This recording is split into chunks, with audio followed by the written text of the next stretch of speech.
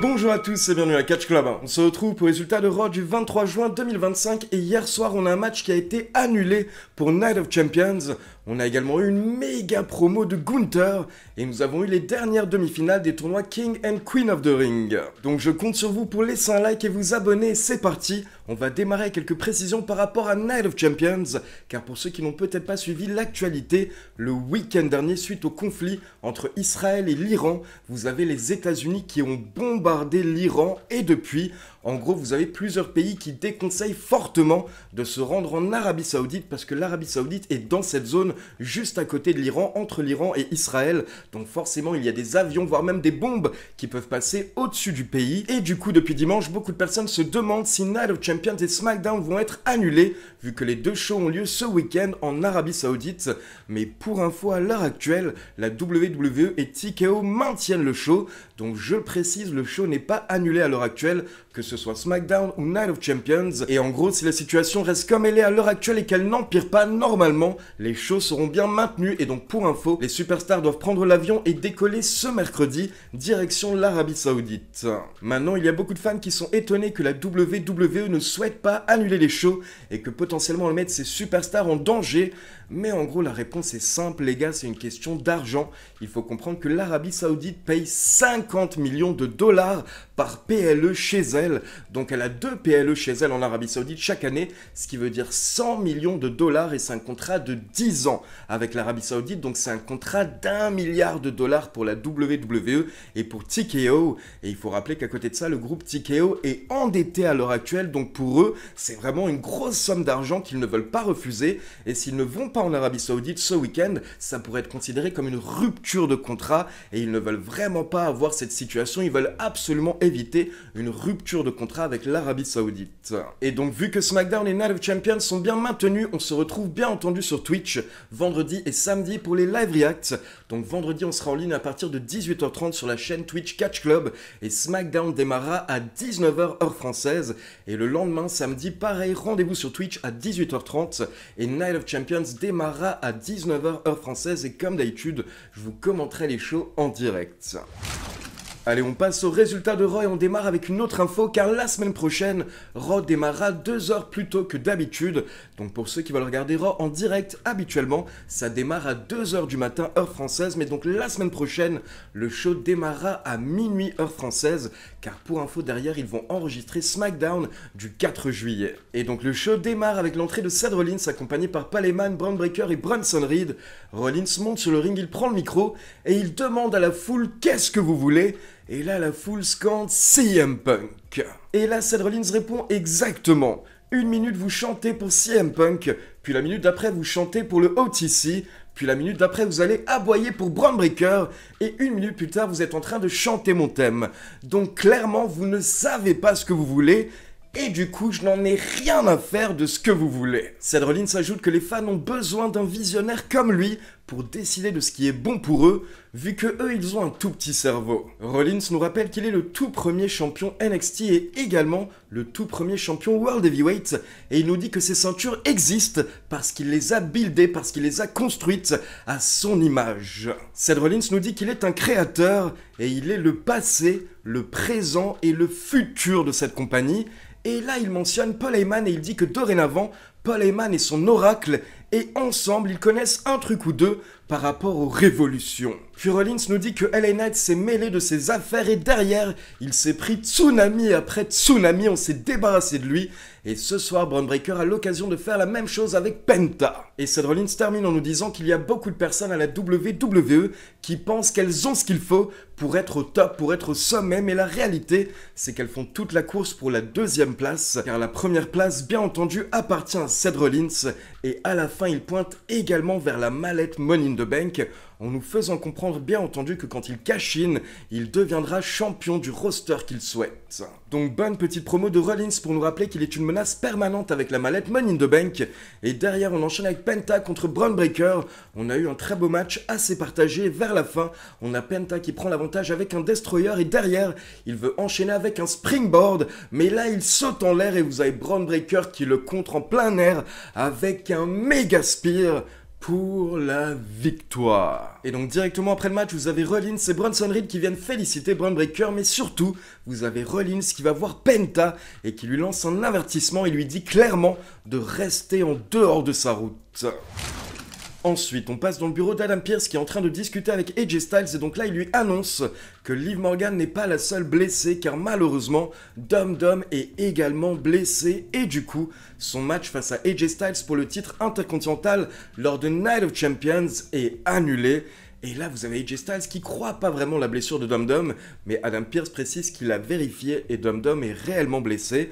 Donc Adam Pearce répète que le match est annulé, mais par contre, AJ Styles aura son match face à Dum Dum dès que Dum Dum aura le feu vert des médecins. Et donc là, vous avez AJ Styles qui quitte le bureau d'Adam Pearce, mais derrière, vous avez le New Day et Grayson Waller qui débarquent, donc apparemment c'est bon. Maintenant, ils squattent ensemble, et là, vous avez le New Day qui raconte un petit peu de la merde, mais derrière, vous avez Adam Pearce qui les book dans un match pour les titres par équipe la semaine prochaine face à Finn Balor et JD McDonough. Et bon, en soi, c'est cool, ça fait un petit match pour les titres par équipe, mais par contre, je le répète, c'est tellement dommage qu'à l'heure actuelle, les New Day sont champions par équipe d'une division qui est totalement morte et qui n'existe pas, ce qui fait que malheureusement, les New Day n'ont aucune importance à Raw. Ensuite, on nous diffuse une interview posée de Goldberg par Michael Cole. Et là, vous avez Goldberg qui nous rappelle qu'il y a quelques mois, il s'est rendu à un événement de la WWE avec sa famille en tant que fan afin de s'amuser. Et là, il s'est fait attaquer verbalement par Gunther.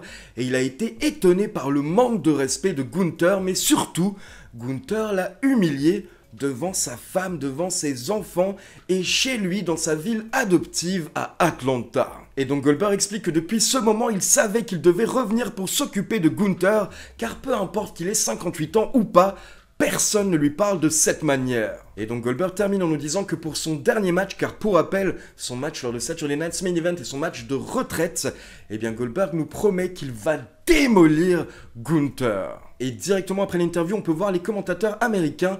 Et là, vous avez Michael Cole qui nous raconte qu'il a demandé à Goldberg qu'est-ce qui se passerait s'il bat Gunther et qu'il devient champion World Heavyweight lors de son dernier match. Et apparemment, Goldberg lui a simplement répondu que ce serait un dilemme intéressant. Donc là, vous avez la WWE qui nous tease l'option de Goldberg qui pourrait devenir champion lors de son dernier match. Et donc ce serait assez intéressant car derrière, on ne sait pas exactement ce qui pourrait se passer. Ensuite, on passe dans le vestiaire de Judgment Day, on a Dum Dum qui n'est pas bien, il répète que Liv Morgan lui manque. Et là, vous avez Finn Balor qui dit « Je sais, t'inquiète, elle nous manque à tous, mais on va se débrouiller sans Liv Morgan. » Et là, vous avez Raquel Rodriguez qui intervient en disant qu'on ne sait pas ce qui va se passer avec les titres par équipe, car à l'heure actuelle, le General Manager n'a pas pris de décision par rapport aux titres par équipe. Et Finn Balor lui répond simplement « T'inquiète, on verra ça au moment donné quand il y aura une décision. » Et là, vous avez Finn Balor qui tente un petit peu de motiver les troupes en disant à Dum Dum qu'il va s'occuper d'AJ Styles une fois qu'il aura le feu vert des médecins. Puis il dit que ce soir, Roxanne Perez va passer en finale du tournoi Queen of the Ring. Derrière, il ajoute que la semaine prochaine, JD McDonough et lui vont remporter les tirs par équipe. Puis là, il tente également un petit peu de motiver Raquel Rodriguez. Et à un moment, Raquel Rodriguez s'énerve un petit peu. Mais là, Finn Balor dit « Voilà, c'est ça ce que je veux ce côté, je veux ta rage. Je veux que tu redeviennes l'enforcer de Judgment Day que tu étais censé être. Et que tu montres ce côté à Mamie, à Rhea Ripley. » Et là, on peut voir qu'apparemment, ça a marché. Vous avez Raquel Rodriguez qui est motivée, énervée. Et donc, elle part pour s'occuper de Rhea Ripley. Mais pendant ce temps, vous avez Finn Balor qui répète à Dum Dum que Roxanne Perez a un match ce soir. Et en gros, c'était pour que Dum Dum lui souhaite bonne chance. Puis dans un autre coin des coulisses, on a Lyra Valkyria qui va voir Bayley.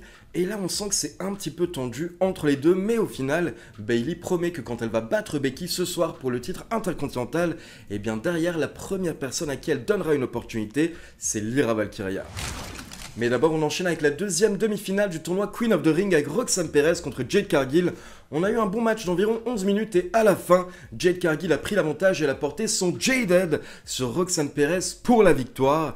Donc Jade Cargill passe en finale du tournoi Queen of the Ring où elle affrontera Asuka donc ce week-end lors de Night of Champions. Et donc là justement, vous avez Jade Cargill qui célèbre sur la rampe et Asuka qui fait son entrée pour la confronter.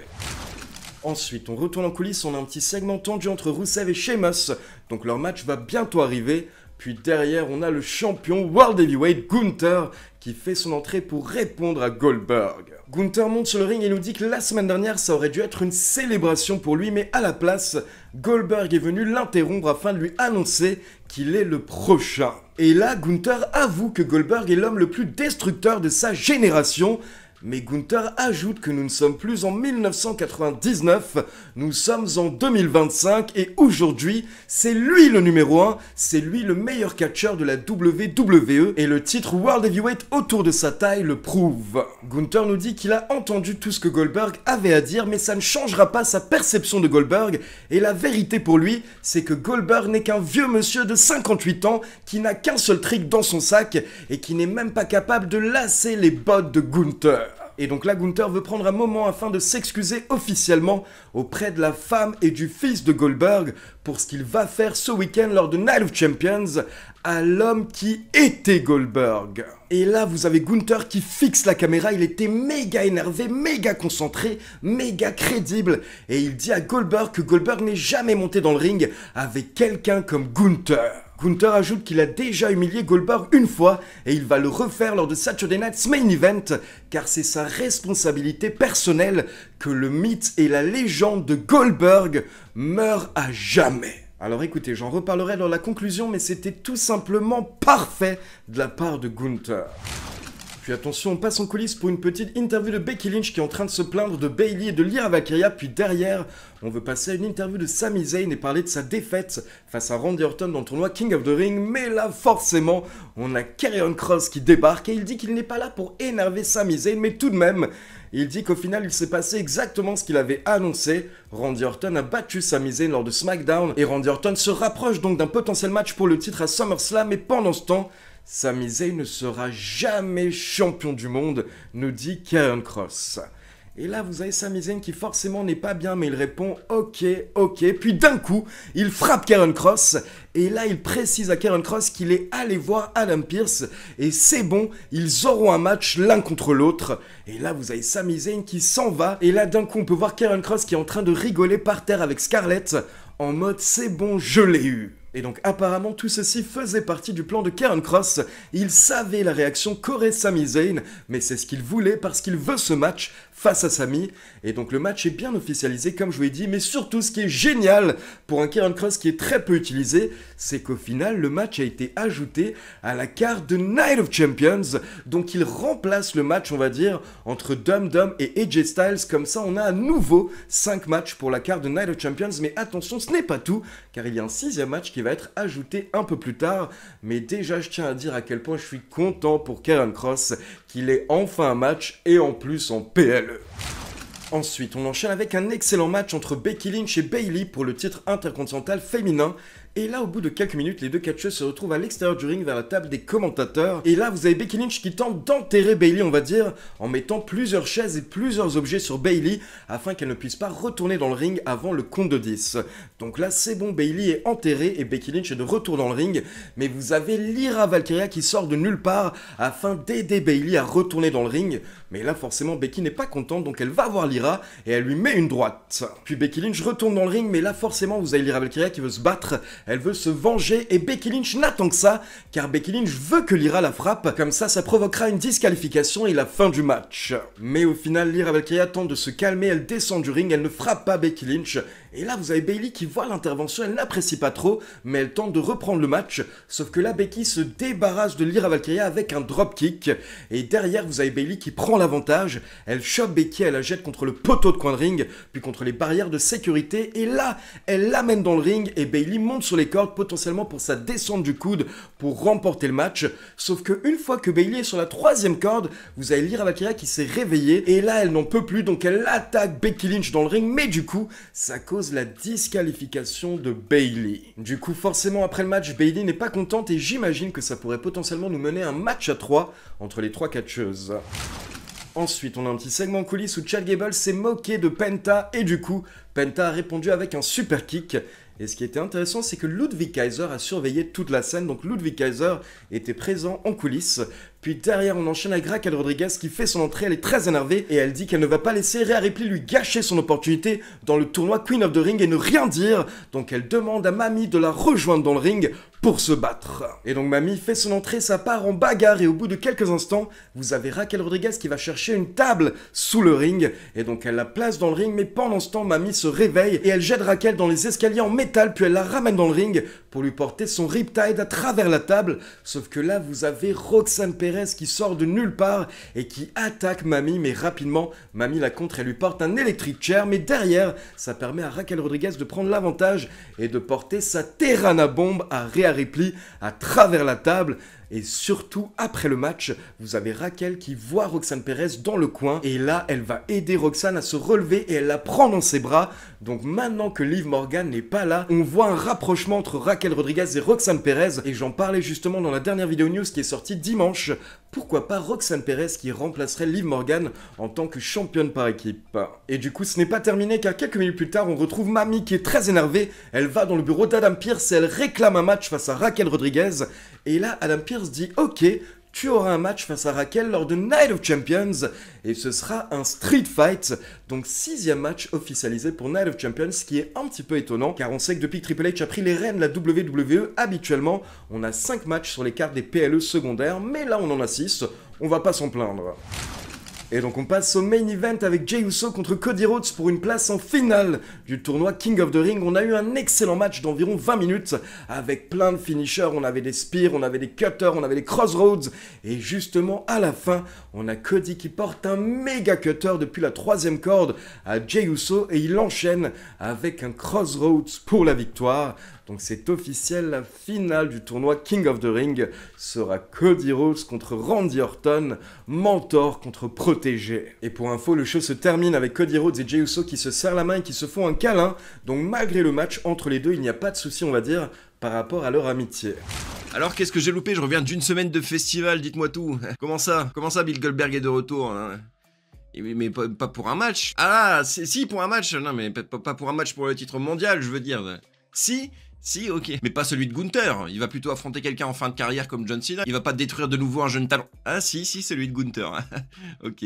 J'ai content d'être revenu, moi. Bref, ce bon vieux Bill dit à Michael Cole qu'il veut se venger de ce que Gunther a dit à Bad Blood. C'est uniquement pour ça. À Bad Blood. Bad Blood, c'était il y a 8 mois. Hein. Alors mon petit Bill, je sais que la vengeance est un plat qui se mange froid, mais là, il sort directement du congélo. Tu foutrais pas un petit peu de notre gueule. Quant à Gunther, lui, il vient plus tard dans la soirée nous sortir une promo incroyable. Une des plus cool promos qu'on ait vues ces derniers mois pour moi. Simple, efficace. Goldberg est un has-been, la preuve, les seules images qu'on montre de lui pour nous faire un teasing du match, c'est des images de lui il y a 30 ans. Quand il ne manquait pas d'assassiner tous les catcheurs à chaque match, et quand il venait pas voler les titres aux jeunes talents. Gunther va donc donner une leçon de catch à Bill Goldberg lors de Saturday Night Main Event. Et en parlant de donner une leçon de catch, Asuka affrontera Jade Cargill lors de la finale du Queen of the Ring. Pas besoin de détailler qui va donner une leçon de catch à qui, mais en tout cas elle m'intrigue cette finale, même s'il n'y a pas trop de suspense parce qu'on sait très bien que le projet Jade Cargill est en route à la WWE depuis ses débuts. C'est une manière de la pusher encore plus, lui donner le Queen of the Ring, bah c'est logique. C'est la queen des entrées et des physiques stylées à la limite. Bref, pas trop de surprise sur qui va gagner ce match. La surprise c'est de savoir si ce match aura lieu. La surprise c'est de savoir si ce PLE aura lieu, hein.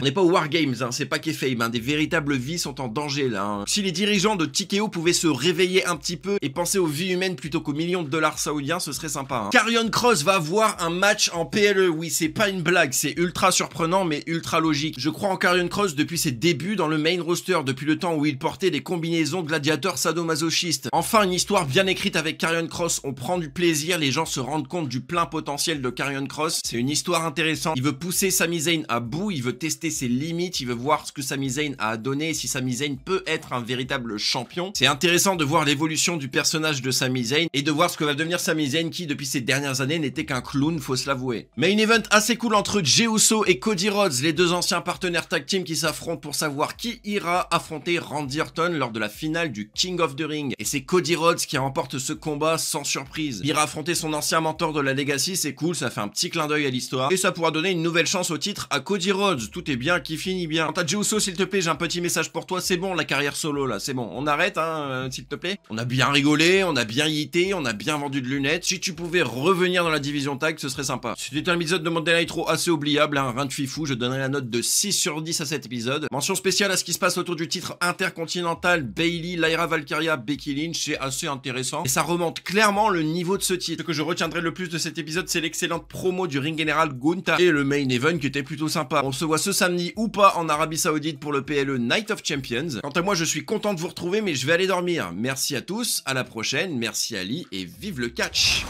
Allez, on passe à la conclusion, et donc d'abord, par rapport à Night of Champions, je suis un petit peu déçu qu'on n'ait pas le Dum Dum face à AJ Styles, mais honnêtement, c'est pas si grave, car on aura ce match plus tard, quand Dum Dum sera dispo, mais là, ce qui compte surtout, c'est qu'à la place, on a 2 matchs sur la carte de Night of Champions, et honnêtement, je trouve que Raquel contre Mami, c'est une belle affiche, et surtout, c'est une belle opportunité pour Raquel Rodriguez, qui est habituellement plutôt au second plan derrière Liv Morgan ces derniers mois, et à côté de ça, je suis tellement content de voir Karrion Kross sur une carte de PLE, car honnêtement, je veux dire, le type, ça fait des mois que tout ce qu'il fait, c'est murmurer à l'oreille des superstars en coulisses, et là, on va enfin le revoir sur le ring, mais en plus en PLE, et en plus, c'est pas un match de merde, c'est contre Sami Zayn, l'une des top superstars de la WWE. Alors oui, il a jamais été champion du monde, mais ça reste quelqu'un qui a accompli plein de main events, qui a été dans certaines des plus grandes storylines de la WWE, notamment, bien entendu, la Bloodline, ou encore ses différentes storylines face à Kevin Owens. Sami Zayn sait tout faire, que ce soit au micro ou in-ring, donc c'est l'adversaire parfait pour mettre en avant et faire briller Karrion Kross.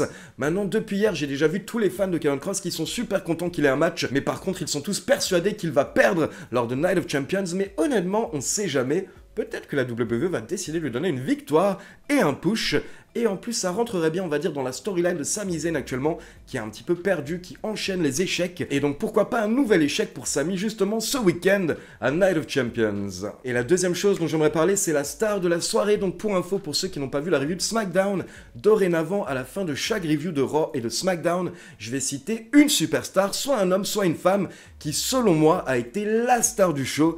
Et là, par rapport à l'épisode de Raw de hier soir, je suis obligé de citer Gunther, car honnêtement, comme vous le savez, je regarde Raw et SmackDown et les shows en général en direct, et donc là, hier soir, quand il était l'heure de la promo de Gunther, il devait être 3 ou 4 heures du matin, donc j'étais assez fatigué, on va dire, mais j'étais à fond dedans. Gunther m'a chopé d'un coup comme ça, à travers l'écran, et je buvais, je mangeais tout ce qu'il était en train de me dire, j'étais en train de me baigner dans ses paroles, parce qu'il était tellement crédible dans tout ce qu'il disait, et honnêtement, alors certains n'aiment pas forcément le style de Gunther, parce qu'il n'est pas aussi extravagant, on va dire, par exemple, qu'un Seth Rollins ou charismatique peut-être qu'un Roman Reigns, mais Gunther, ça reste un des modèles de catcheur parfait. Si tu prends le catcheur type, on va dire, genre des années 20 jusqu'aux années 70, eh bien c'est un Gunther. Le mec est tellement bon dans le ring, sauf qu'en plus il sait faire plus de choses que juste un collier-tête et une clothesline par exemple. Gunther est quelqu'un d'assez complet dans le ring, mais en plus à côté de ça, au micro, il s'est tellement amélioré, et aujourd'hui Gunther peut tout faire à la WWE. C'est un soldat parfait, c'est un catcheur parfait